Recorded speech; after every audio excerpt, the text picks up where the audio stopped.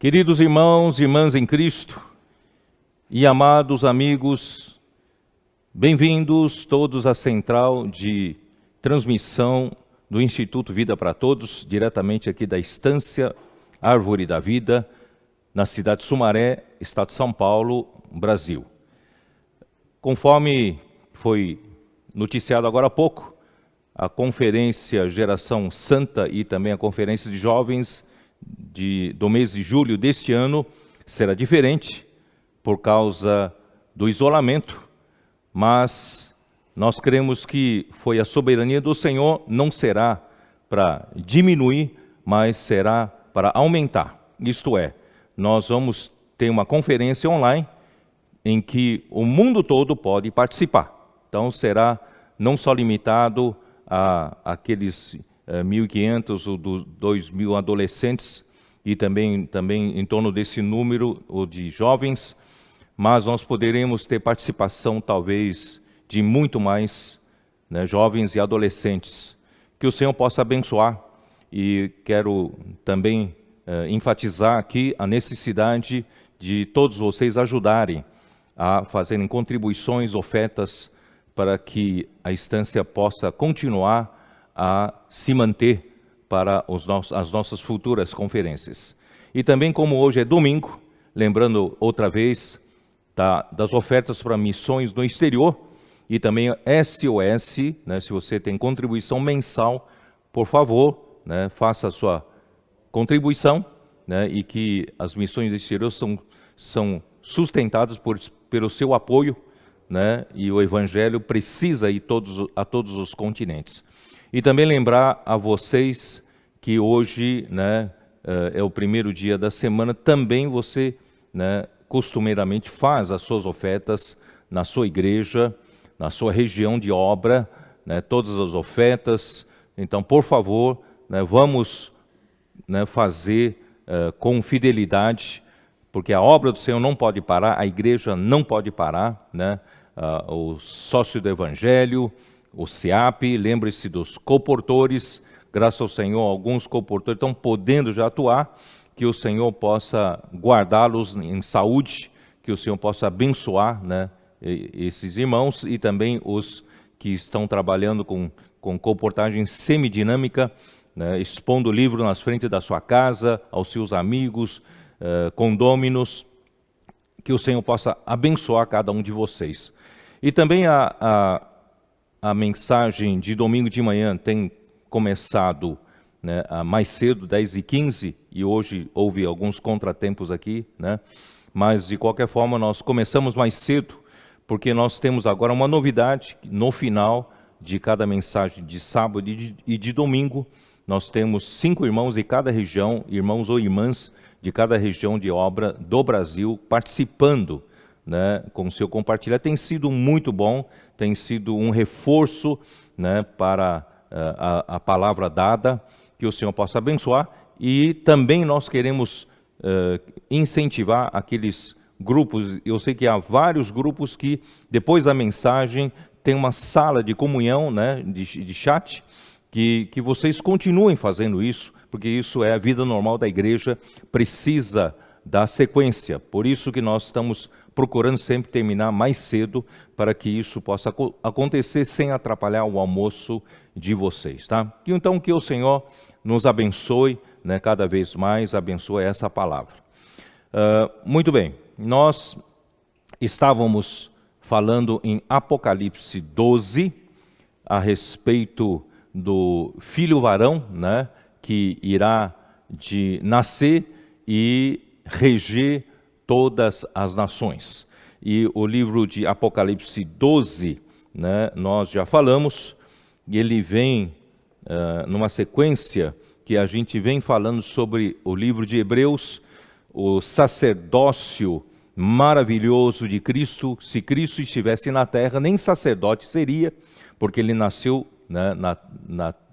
pela tribo de Judá, que não procede nenhum sacerdote, mas quando ele morreu e ressuscitou, e em ressurreição Deus o gerou filho primogênito de Deus, o homem Jesus se tornou o filho primogênito de Deus, o homem Jesus foi recebido para dentro da glória do Pai e, ao mesmo tempo, ele foi nomeado sumo sacerdote para sempre, segundo a ordem de Melquisedeque, e hoje ele está servindo no céu, ministrando no verdadeiro tabernáculo, né, no santuário de Deus, lá no céu, por nós, intercedendo por nós e nos levando através desse sacerdócio perfeito, né? O sacerdócio levítico não era perfeito, mas o sacerdócio de Cristo, segundo a ordem de Melquisedeque, é perfeito, pode nos levar à perfeição. Aí reacende a nossa esperança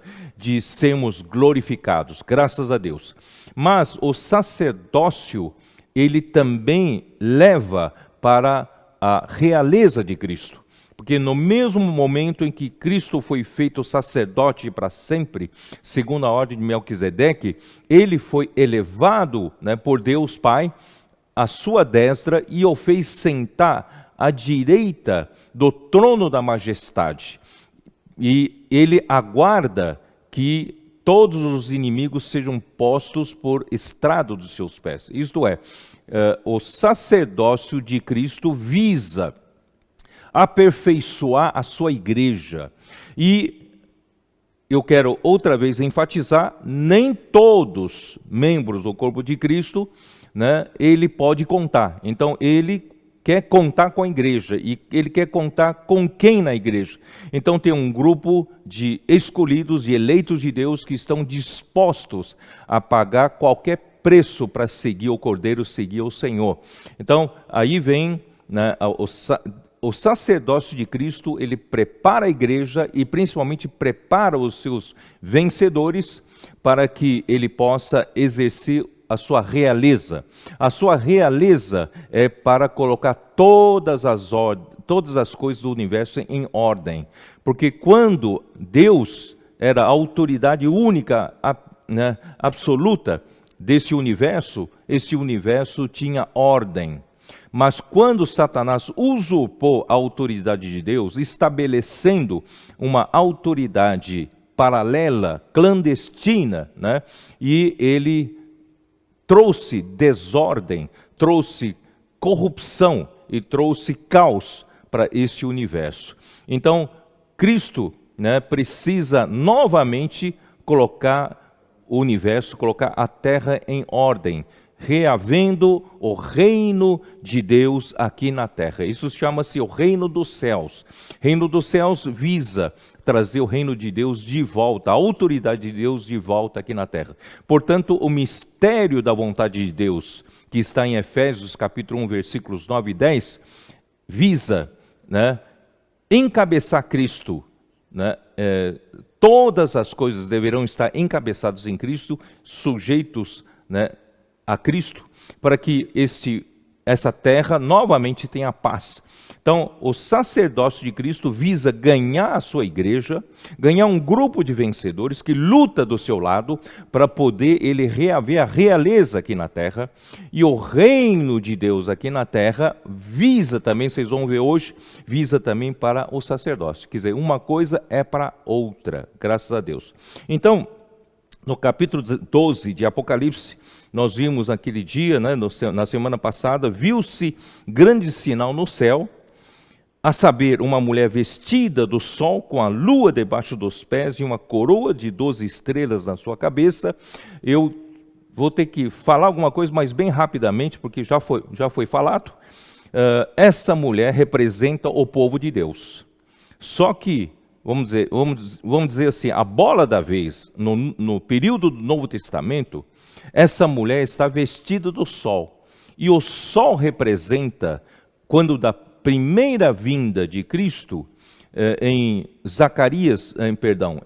Lucas capítulo 1, versículo 78, lá a profecia é de que estaria vindo, né, o sol nascente das alturas, isto é, Jesus, ele é o sol nascente das alturas que estava vindo, né, na sua primeira vinda para essa dispensação da graça, dispensação da fé. Então, Cristo trouxe o sol né, para o povo de Deus. Então essa mulher representa, quem está em cena representa a igreja. Mas a lua está debaixo dos pés, quer dizer, a lua representa a dispensação da lei. Então já foi interrompida, né, e daqui a pouco vamos mostrar novamente aquele gráfico de Daniel 9, a dispensação da lei está debaixo dos pés, mas não terminou, né? Deus ainda vai trabalhar, ele vai ainda trazer o seu povo, Israel, de volta para ele, e as 12 estrelas na cabeça indicam os patriarcas. E os patriarcas, na verdade, resumem a procedência mesmo dessa mulher. A procedência é Abraão. E Abraão, eu já mostrei na semana passada, tanto em Romanos como em Gálatas, que Abraão representa o pai da fé de todos nós. E quando veio Cristo é que trouxe a realidade da fé. Mas a origem da fé foi em Abraão. Abraão é que trouxe. Portanto, 12 estrelas na cabeça representam a procedência, né, do povo do Novo Testamento, e nós somos esse povo, essa mulher representada pela mulher vestida do sol. Muito bem. Então, essa mulher se achava grávida, grita com dores de parto. Ao longo dos séculos, sempre houve uma linha de vencedores que não se deixaram levar pelos desvios, né? Não se deixaram levar pela sedução de Satanás, nem pelos desvios da palavra, mas sempre se guardou, e essa gravidez, né? Esse parto está para acontecer. E esse parto está para acontecer com você e eu, Deus, né, amadurecendo você e eu. Ontem o irmão Esdras, ele falou que o Senhor é o nosso pastor, visa nos amadurecer. Não podemos permanecer sempre na condição de infantilidade, mas nós precisamos amadurecer. Mas amadurecer é para quê? Amadurecer é para fazer a vontade de Deus, amadurecer para cooperar com Deus, né, cooperar com Cristo. Então, esse filho varão, né, que está para nascer, está no versículo 5. Nasceu-lhe, pois, um filho varão, que há de reger todas as nações com cetro de ferro, e o seu filho foi arrebatado para Deus até o seu trono. Muito bem, então esse filho varão representa a parte forte da mulher, a parte forte do povo de Deus, a parte que luta pelo reino de Deus, que luta pela vontade de Deus. Eles não se importaram com a sua própria vida da alma, não se importaram com sua fama, com seu conforto, eles se importam apenas com a vontade de Deus. Eles negam a si mesmos, negam a sua vida da alma, eles querem seguir o Cordeiro, fazer a vontade de Deus, eles têm um espírito de luta. Então hoje o Senhor está chamando você, ainda tem tempo, porque daqui a pouco, né, quando tudo se realizar, eu creio que não está muito longe, esse filho varão, quando nascer, ele vai ser arrebatado até o trono de Deus no terceiro céu.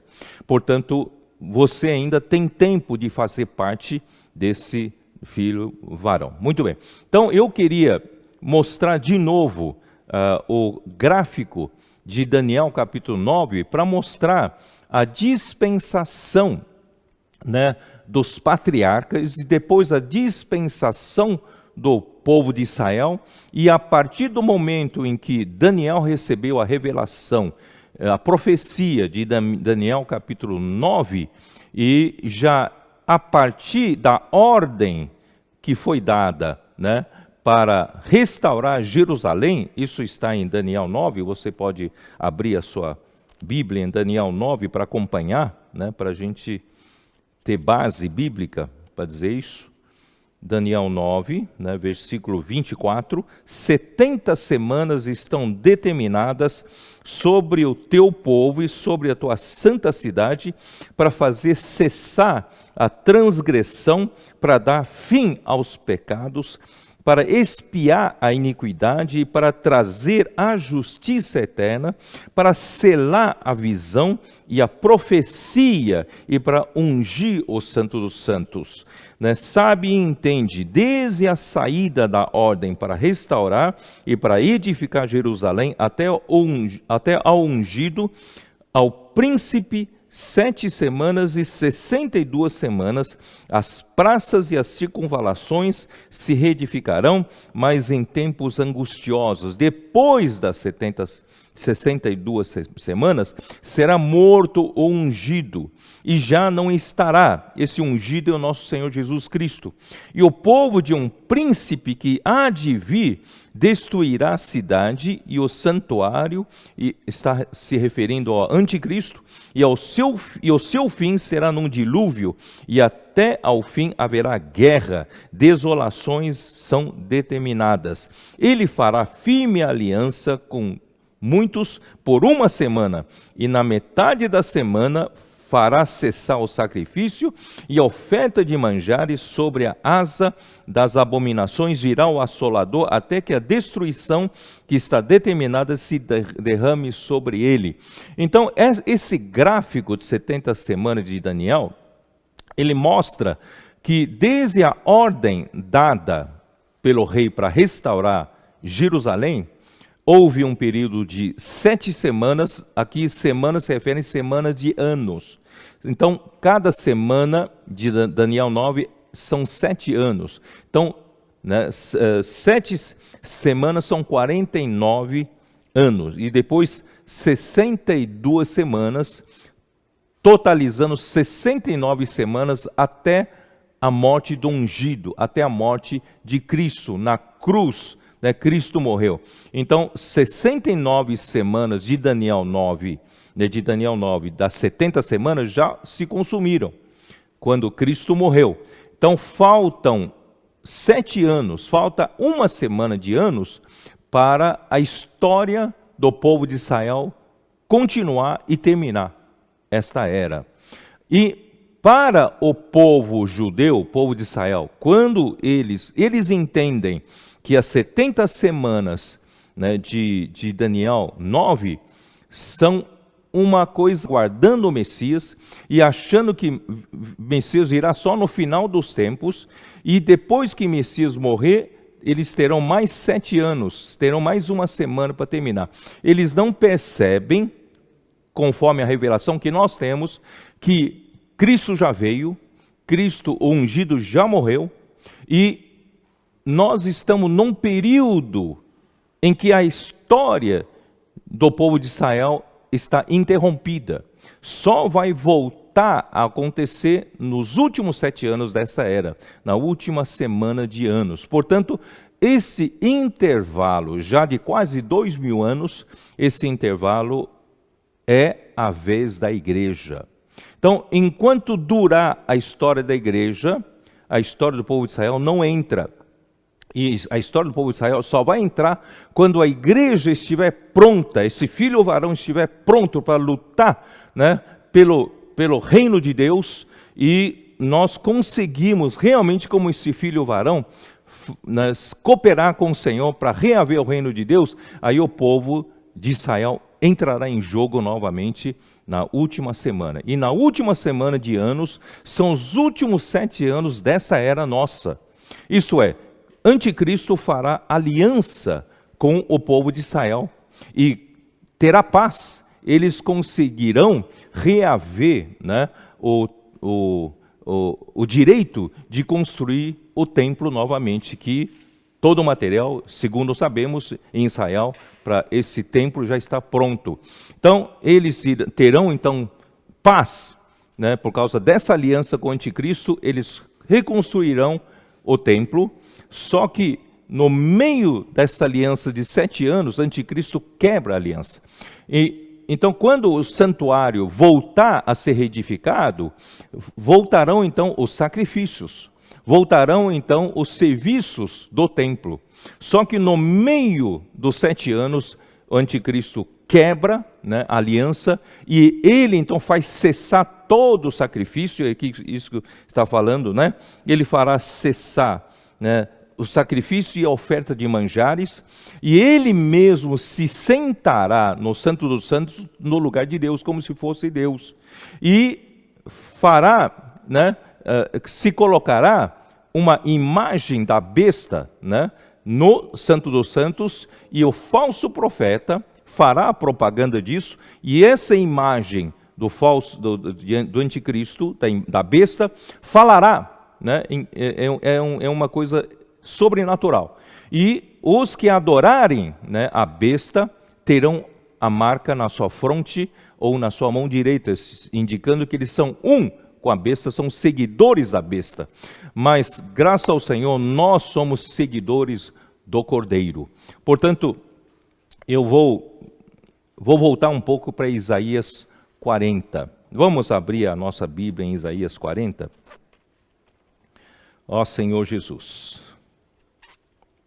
Vocês sabem que eu agradeço que toda semana recebo muitas orações dos irmãos, né, orando pela palavra profética, orando por mim, pela minha família, e não poucos irmãos também me mandam versículos, né, nesse tema que eles foram tocados, e me mandam versículos. Muitos desses versículos são muito bons, muito importantes. Então, eu recebi, por exemplo, um desses versículos, dos versículos, Isaías 40. Isaías 40 eu já falei quando eu falei sobre Isaías 55. E disse para vocês que Isaías, do capítulo 1 até 39, ele fala principalmente de advertências, de castigo, de punição. O contexto histórico era o domínio dos assírios e fazendo advertência, né, sobre o futuro domínio de Babilônia. Então, durante 39 capítulos, são capítulos de muitas palavras negativas, de advertências, de castigo, de punição, etc, etc, etc. Mas a partir do capítulo 40 até o 55 é um período, o texto que fala da consolação de Israel. Quer dizer, então, nosso Senhor, de um lado, ele permitiu, pela desobediência do seu povo, por causa da rebeldia do seu povo, o povo do Reino do Norte, Israel, foi levado para a Síria, espalhado pela Síria. E, finalmente, o povo de Judá, né, foi levado em cativeiro para a Babilônia. Então, isso é por causa da própria rebeldia do povo de Deus. Mas Deus está prometendo restaurar esse povo. Então, a partir do capítulo 40 até o 55, Deus promete restaurar esse povo. E, com relação a Israel, essa consolação que começa no capítulo 40 de Isaías até os 55, já se refere à última semana de Daniel, né? Já se refere lá no tempo final, porque nesse meio tempo é a igreja que vai, que é protagonista, que vai fazer acontecer para que seja possível, né, a entrada de novo para a história de Judeu, para que os remanescentes de Israel, né, fossem salvos. Então, nós estamos outra coisa que mais tarde eu pensava em falar. Por quê? Porque Isaías, a partir de 40 até 55, está falando a volta do exílio da Babilônia. Então, essa volta, tanto representa, a nossa luta representa passar pelo deserto como o povo de Israel, né, quando saiu do Egito, e entrar na boa terra de Canaã, que indica o reino milenar. E também nós podemos usar essa figura do exílio, né, da volta do exílio para, né, Jerusalém.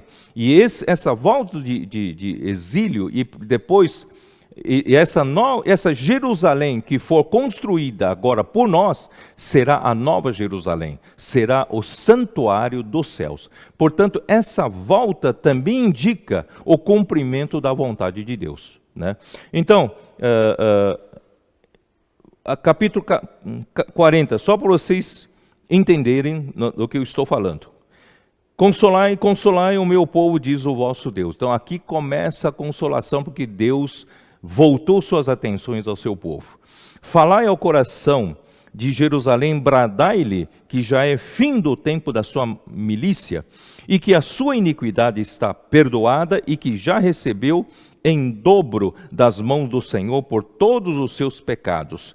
Vós do que clama no deserto, preparai o caminho do Senhor, endireitai no ermo vereda a nosso Deus. Todo vale será aterrado e nivelado, todos os montes e outeiros, e o que é tortuoso será retificado, e os lugares escabrosos aplanados. Isso aconteceu, o fato aconteceu, a concretização dessa profecia aconteceu com a vinda de João Batista.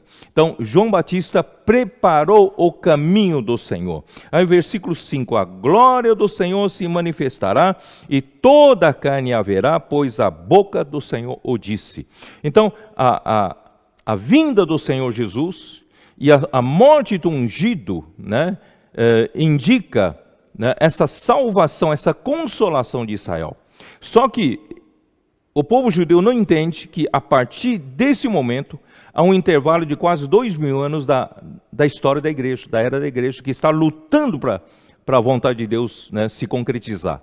E no fim eles vão retornar à história, né? Então, quem está fazendo todo esse trabalho, esse intervalo, às vezes não se enxerga aqui. Mas nós que temos a revelação, a gente consegue enxergar. Então vou citar. Uma voz diz, clama, e alguém pergunta, que hei de clamar? Toda a carne é erva, e toda a sua glória como a flor da erva. Irmãos, não busque a glória na carne, não busque a glória desse mundo, porque toda carne é meramente uma erva, não vale nada. E a sua glória como a flor da erva. Seca-se a erva e caem as flores, soprando nelas o hálito do Senhor, o Espírito do Senhor. Na verdade, o povo é erva. Seca-se a erva, cai a sua flor, mas a palavra de nosso Deus permanece eternamente. Irmãos, é buscar a palavra. Não busca sua fama, não busca você ter êxito na vida, não busca seu sucesso espiritual, mas busque a palavra. É a palavra que permanece para todo sempre. Agora o versículo 9 é maravilhoso. Tu, ó Sião. Quem é o Sião? Já disse na semana passada. Sião é a fortaleza de Jerusalém. Jerusalém representa todo o povo de Deus, representa a igreja no Novo Testamento. E Jerusalém tem uma fortaleza. Essa fortaleza chama-se a fortaleza de Sião. E é chamada também da cidade de Davi, do rei Davi. Então, essa fortaleza, Sião, é a parte que defende os interesses de Deus. É a parte que executa a vontade de Deus. Portanto, Sião representa os vencedores, representa o filho varão que há de nascer. Então, hoje, Deus está convocando você para fazer parte de Sião. Olha só a importância de Sião. Tu, ó Sião, que anuncias boas novas, sobe a um monte alto. Quer dizer, quem é que pode anunciar as boas novas, irmãos? É Sião. Graças a Deus, por mais modesto que nós sejamos, por mais humildes que nós sejamos, por mais deficientes que nós sejamos, o Senhor tem dado a sua palavra profética. O Senhor tem dado as suas boas novas. Tem dado as suas boas novas para quem? Para Sião. Porque cabe a Sião anunciar boas novas para toda Jerusalém, para todo o povo de Deus, né? Aqui diz, vou repetir. Tu, ó Sião, que anuncias boas novas, sobe a um monte santo. Tu que anuncias boas novas a Jerusalém. Sião é quem anuncia as boas novas a Jerusalém. Ergue a tua voz fortemente. Irmãos, ergue a tua voz fortemente, levanta-a, não temas, e dize à cidade de Judá: eis aqui está o vosso Deus. Não tenha medo da pandemia, não tenha medo do futuro, não tenha pavor da morte, não tenha pavor, sabe, dos problemas. O nosso Deus está aqui conosco, está em Sião, Sião está conosco, nosso Deus está conosco em Sião. Olha só o versículo 10. Eis que o Senhor Deus virá com poder, e o seu braço dominará.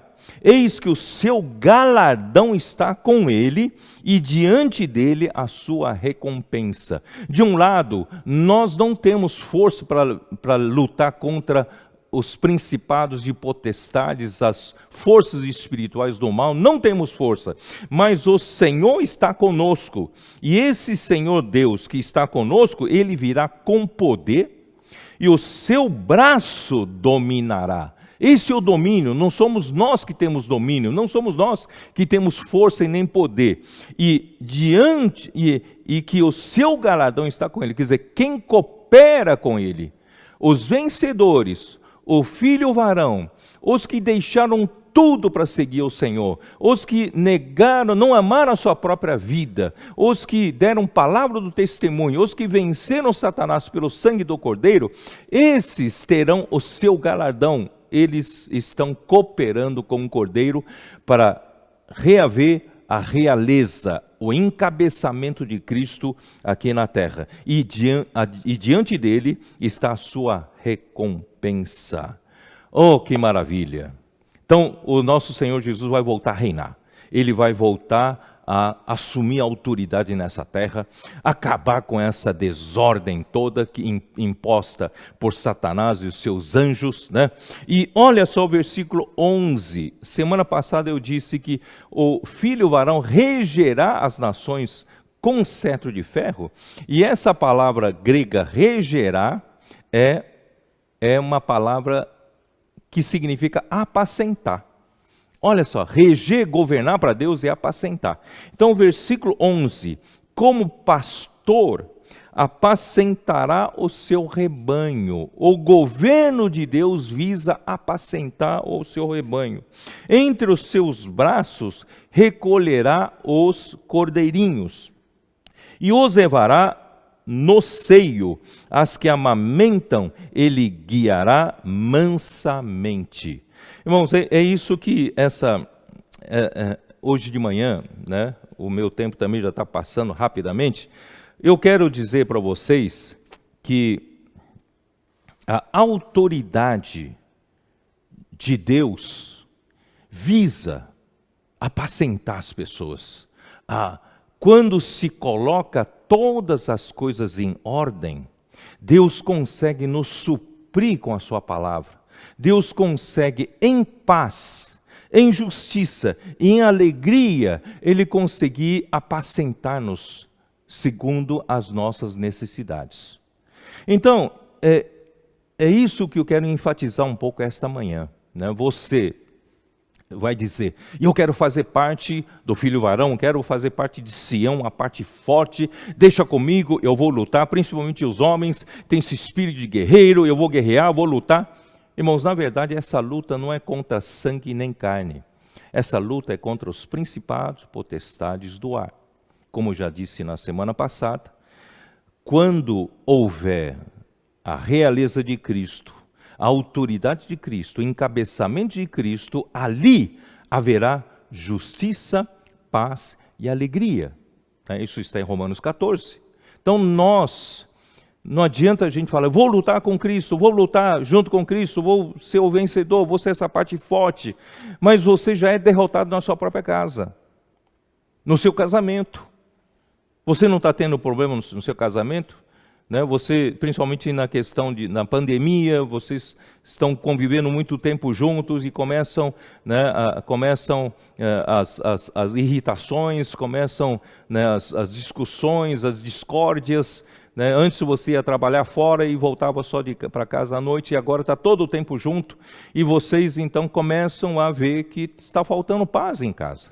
Então a nossa luta é por aqui, né? A palavra do Senhor nos supre, e nós precisamos lutar, negando a nós mesmos, para que o encabeçamento de Cristo aconteça nos lares, aconteça nas famílias, aconteça na igreja, aconteça na vizinhança, aconteça no nosso contato com os homens, com as pessoas. Cristo quer trazer justiça, paz e alegria de volta, que nós não temos. Pelo fato de eu ainda viver no meu ser natural, eu não consigo ter paz na minha convivência. Portanto, irmãos, nós precisamos aprender a ter o esplêndido de Cristo. Vamos aprender a viver em casa, irmãos. Vamos remover todo ressentimento. O que você acha? Vamos realmente deixar Cristo reinar em nossa casa?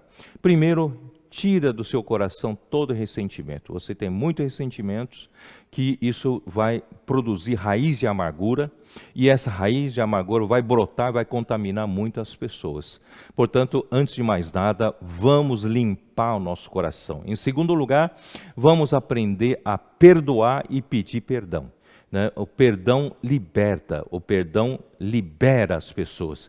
Senão, nós vamos, eu sempre gosto de falar, às vezes um casal, nenhum dos dois cede e eles vão até para o caixão, de costas um para o outro. Então, irmãos, para que viver assim? Para que viver assim, dessa maneira, tão angustiosa, tão difícil?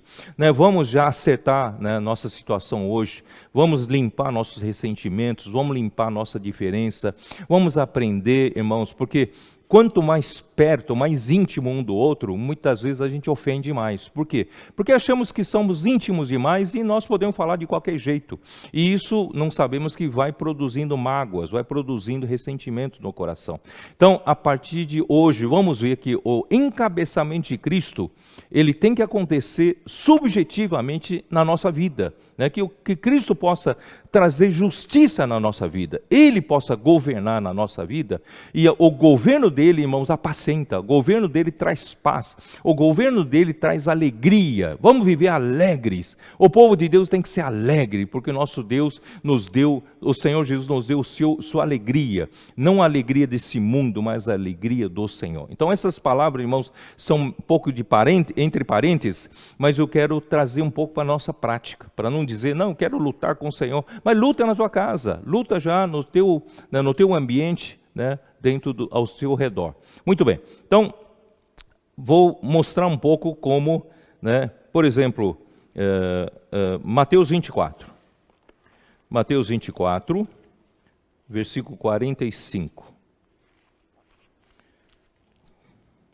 Quem é, pois, o servo fiel e prudente, a quem o Senhor confiou os seus conservos para dar-lhes o sustento a seu tempo? Isso é apacentar, isso é trazer o reino de Deus. Bem-aventurado aquele servo a quem seu Senhor, quando vier, achar fazendo assim. Irmãos, isso é exercer a realeza, Isso é trazer, fazer apacentar, as pessoas. O Senhor confiou a você. Pode ser sua mulher, pode ser o seu marido, seu filho, seu pai, Em verdade vos digo que lhe confiará todos os seus bens. Se hoje você apacenta, cuida das pessoas que o Senhor confiou a você, o Senhor vai confiar todos os seus bens, isto é, o reino milenar será confiado a você. O mesmo fala em Lucas e mais alguma coisa. Lucas capítulo 12, versículos 42 a 44, diz assim: disse o Senhor, quem é, pois, o mordomo fiel e prudente, a quem o Senhor confiará os seus conservos para dar-lhes o sustento a seu tempo? Bem-aventurado aquele servo a quem seu Senhor, quando vier, achar fazendo assim. Verdadeiramente vos digo que lhe confiará todos os seus bens. Deus quer confiar todos os seus bens já no reino milenar a você.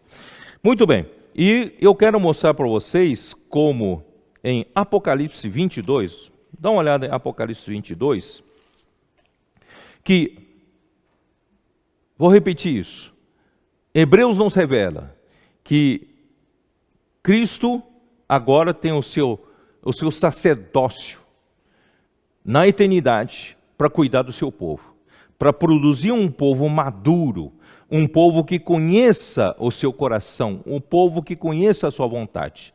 Então, esse povo que ele produzia através do seu sacerdócio, vai cooperar com ele para a sua realeza, para estabelecimento da sua realeza. Por quê? Porque Cristo objetivamente está no céu, aguardando que Deus coloque os seus inimigos debaixo dos seus pés. E quem vai fazer esse trabalho, irmãos, é o Espírito com a cooperação da igreja. E não é toda a igreja, é a parte representativa da igreja. O filho varão, são os vencedores. Portanto, o sacerdócio é para a realeza. Mas agora eu quero voltar a dizer, e a realeza é para o sacerdócio. A autoridade de Deus não é algo repressivo, não é algo que visa punir, né? Castigar. Não, a autoridade de Deus visa o suprimento de Deus. Dá uma olhada. Capítulo 22 de Apocalipse, versículo 1. Então me mostrou o rio da água da vida, brilhante como cristal, que sai do trono de Deus e do Cordeiro, no meio da sua praça, e de uma e de outra margem do rio está a árvore da vida, que produz 12 frutos, dando o seu fruto de mês em mês, e as folhas da árvore são para a cura dos povos. Nunca mais haverá qualquer maldição, nela estará o trono de Deus e do Cordeiro, os seus servos o servirão. E contemplarão a sua face, na sua fronte está o nome deles.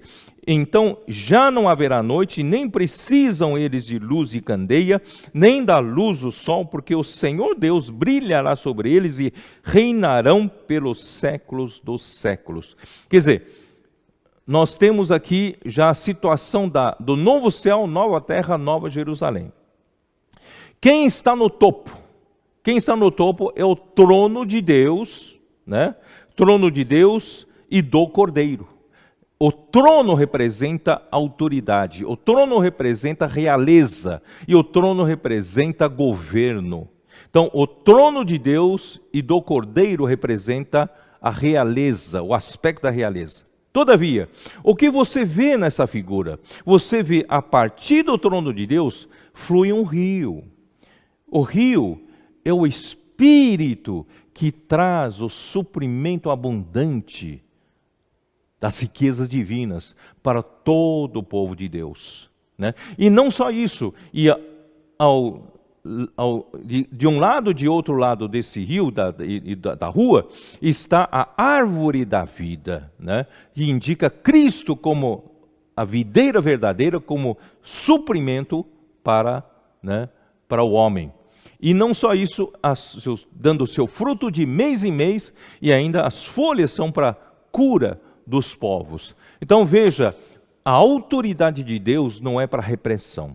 A autoridade de Deus não é meramente para disciplina, para punição. A autoridade de Deus visa colocar tudo em ordem, para Deus poder dispensar abundantemente por meio do seu Espírito, por meio da sua árvore da vida, por meio do rio da água da vida. Não é isso maravilhoso? Então, por isso, irmãos, nós precisamos ver que a realeza tem tudo a ver com apacentamento. Muito bem. Então, talvez se você não estiver convencido, eu vou ler primeiro o livro de Samuel para você. 1 Samuel. Todos conhecem bem essa história de 1 Samuel, vocês vão ver. 1 Samuel 17. Senhor Jesus. 1 Samuel 17 indica que havia um filisteu que desafiava o exército de Israel. E não havia ninguém que pudesse vencer aquele gigante de nome Golias. E Davi, ele era um pastor de ovelhas. E ele ficou indignado com essa afronta que Golias estava fazendo perante, né, o exército de Israel. Então ele foi até lá, desesperado, inconformado, e Saul perguntou para ele: mas você, né, quem é você? Você é um menino, você é um rapazinho, como é que você vai enfrentar, né? Aí, olha aqui, capítulo 17, 1 Samuel, versículo 33. Porém Saul disse a Davi: contra os filisteus não poderás ir para a cidade. Quer dizer, como é que você vai enfrentar um homem? Você sabe qual a altura de Golias, daquele gigante? 2,90 metros, quase 3 metros de altura. E estava todo vestido de armadura, né, com uma arma, várias armas na mão. Quer dizer, era alguém invencível. Como é que Davi vai enfrentá-lo, né? Respondeu Davi, versículo 34, presta bem atenção. Respondeu Davi a Saul: teu servo apacentava as ovelhas de seu pai. Irmãos, o Senhor quer chamar você como um vencedor, mas a sua experiência é de apacentar as ovelhas de Deus. Você, sabendo apacentar as ovelhas de Deus, e apacentando as ovelhas de Deus, você conhece o poder de Deus, você conhece Deus e conhece a você mesmo, sabe exercitar a fé, você poderá ser um que lutará do lado do rei. Então, vou ler. Teu servo apacentava as ovelhas de seu pai, quando veio um leão ou um urso e tomou um cordeiro do rebanho. Eu saí após ele. Imagina, um rapaz ir atrás de um leão, ir atrás de um urso. Eu não acredito que em 99% das vezes, né, esse rapaz aqui perderia, né? Mas a história com Deus, né, a história na guerra com Deus, não é a estatística do homem. Eu saí após ele e o feri, e livrei o cordeiro da sua boca, levantando-se ele contra mim, agarrei-o pela barba e o feri, e o matei. O teu servo matou tanto o leão como o urso. Este incircunciso filisteu será como um deles, porquanto afrontou os exércitos do Deus vivo. Disse mais Davi: o Senhor me livrou das garras do leão e das do urso, ele me livrará das mãos desse filisteu. Então disse Saul a Davi: vai-te e o Senhor seja contigo. Irmãos, o Senhor, ele não olha para a aparência. Quando Samuel foi ungir Davi, vieram primeiro 7 irmãos, né, de Davi, que eram bonitos, altos, né, de boa aparência. E Deus diz assim: eu não olho a aparência, mas eu vejo o coração. Então Davi tinha esse coração de confiar no Senhor. De onde veio, né, esse coração de confiar no Senhor? Na experiência de apacentamento, na experiência de pastorear o rebanho de Deus. Portanto, irmãos, não pense você: tá bom, eu vou ser um guerreiro forte do Senhor, vou praticar artes marciais. Não, você precisa praticar, apacentar a ovelha de Deus, e você conhecer, né, o poder de Deus ao apacentar as ovelhas de Deus. E com isso você terá experiências, você terá fé em Deus, sabendo que a guerra é de Deus. A guerra não é sua, não é sua força que vence a guerra, não é seu poder que vence a guerra. Irmãos, esse filho varão sabe o seu limite, mas ele sabe, é Deus quem vence. Ó Senhor Jesus. Portanto, queridos irmãos, meu tempo acabou. Eu vou deixar também mais tempo para vocês compartilharem, mas eu quero dizer para vocês o seguinte: Deus precisa hoje de pessoas que vão reger as nações, pessoas que vão exercer a autoridade de Cristo, né, sobre as nações. Mas esse exercer a autoridade não é repressão. Esse exercer a autoridade, irmãos, é para suprir, para colocar todas as coisas em ordem, né, com o poder de Deus, com a força de Deus. Se o inimigo de Deus vem nos perturbar, nós temos fé, com o poder de Deus nós o vencemos. Mas o objetivo final é para pastorear o rebanho de Deus, para pastorear as pessoas que o Senhor nos entregou na nossa mão. Portanto, durante isolamento, durante a pandemia, você sabe que tem muitas pessoas já estão começando a entrar em desespero, elas precisam, né, do suprimento, precisam de pastoreio, e você, quem sabe, possa ser um desses pastores que o Senhor entregou para essas pessoas, entregou a você para apacentar essas pessoas.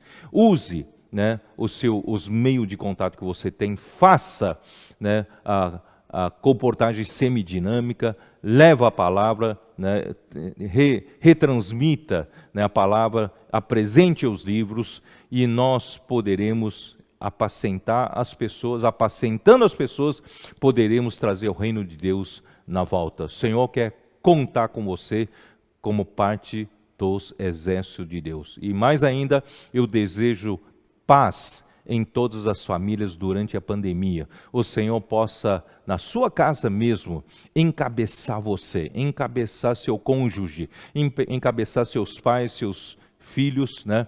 Encabeçar a todos que estão à sua volta, para que na esfera onde nós estamos é a esfera do reino. É a esfera do reino onde há justiça. Se há justiça, há paz. Se há paz, há alegria. Deus, então, abençoe a todos vocês. Vou fazer uma oração para terminar. Senhor Jesus, Senhor, obrigado por essa palavra. Nós queremos formar esse exército para o Senhor reaver o reino de Deus aqui na terra. Porque Satanás usurpou a tua autoridade e trouxe desordem, confusão, caos também no nosso relacionamento e no mundo. E ele é o sedutor desse mundo e está seduzindo todas as nações para irem contra ti.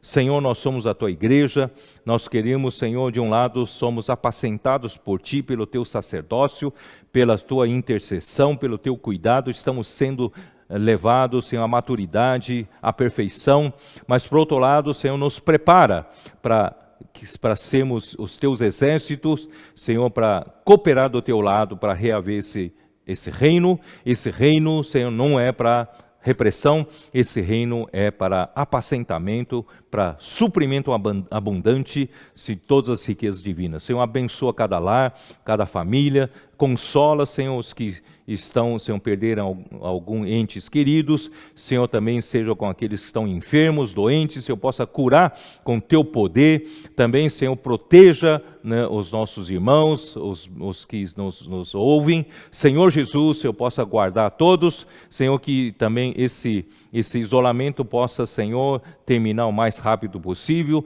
Nós precisamos voltar à ativa, pois podemos, Senhor, expandir o teu reino, ganhar outras cidades para ti, ganhar muitas pessoas para ti. Senhor, ouve a nossa oração. Em teu nome nós oramos. Jesus é o Senhor. Amém.